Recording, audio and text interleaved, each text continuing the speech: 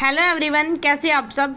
Finally UPSC का exam हो चुका है। एग्ज़ाम काफ़ी टफ था, जो कि मैंने बच्चों से भी सुना है और मैंने खुद भी देखा है। तो एग्ज़ाम में एकदम से एलिमिनेशन मेथड को टोटली ख़त्म कर दिया गया।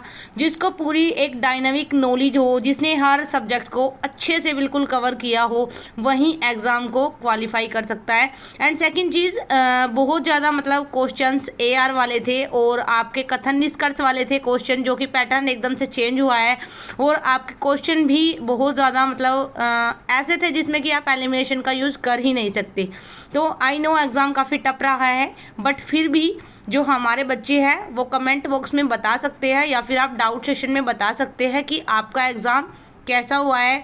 सो आई एम वेटिंग कि आप मुझे बताइए। और जहाँ तक ये सवाल है कि क्वेश्चन पेपर कहाँ से आया है, तो देखो जितना मैंने एनालाइज किया है, मोस्टली क्वेश्चंस एनसीईआरटी से थे, जो कि एनसीईआरटी सार की बुक में भी आपको सारे के सारे फैक्ट मिल जाएंगे।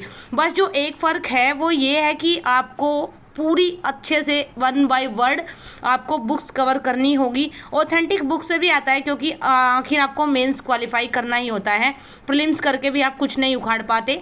तो इसीलिए बुक्स तो आपको पढ़नी ही है, फिर भी सारी, कहीं से पेपर आया हो या ना आया हो, बिकॉज आपको मेंस भी लिखना होता है प्री के बाद, जो कि आपके नोट्स से या फिर आपकी क्लासेस से या फिर आपकी एडवांस बुक से आता है। बट प्री की अगर बात की जाए तो मुझे मोस्टली पेपर एनसीईआरटी से लगा है। करंट अफेयर से रिलेट होकर था कुछ कुछ, बट साइंस एंड टेक बहुत ही ज़्यादा टफ था। एकदम ये मान लीजिए कि एनसीईआरटी को कवर करके ही आप अच्छे से कर सकते हैं। ओनली करंट अफेयर से या एनसीईआरटी की किसी भी ऑथेंटिक बुक से यूपीएससी का पेपर नहीं था। यूपीएससी का जो पेपर था साइंस एंड टेक का, वो एनसीईआरटी बेस्ड था। एनसीईआरटी सार की बुक भी आपको बहुत ज़्यादा फ़ायदा दिला सकती थी अगर आपने उसको अच्छे से कवर किया हो।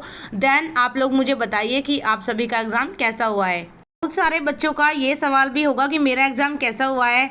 तो देखो, मैं आप लोगों को स्ट्रिक्टली बताऊं, मैंने आप लोगों को पहले ये चीज़ इसलिए नहीं बताई थी क्योंकि जो बच्चे ग्रुप के थे और 2023 में पेपर देने जा रहे थे, वो एकदम से डाइवर्ट हो जाते, डिमोटिवेट हो जाते। तो देखो, मैं आप लोगों को बताना चाहती हूँ, किसी पर्सनल रीज़न की वजह से मैंने इस बार का एग्ज़ाम नहीं दिया है। मेरे कुछ पर्सनल इश्यूज़ थे, बिकॉज़ यू नो कि मैं मैरिड हूँ और मेरा एक बेटा भी है। तो मुझे कोई भी पर्सनल ऐसे इश्यूज़ हो सकते हैं जिसकी वजह से मैं एग्ज़ाम नहीं दे पाई हूँ। तो आई होप कि आप सभी समझेंगे, इसीलिए मैंने आप लोगों को पहले ये चीज़ नहीं बताई थी। क्योंकि अगर ग्रुप के बच्चों को ये बातें पता चलती है बाकी सबको, तो थोड़ा सा एकदम से सबके माइंड पे डिस्ट्रैक्शन होता एंड डाइवर्ट हो जाते।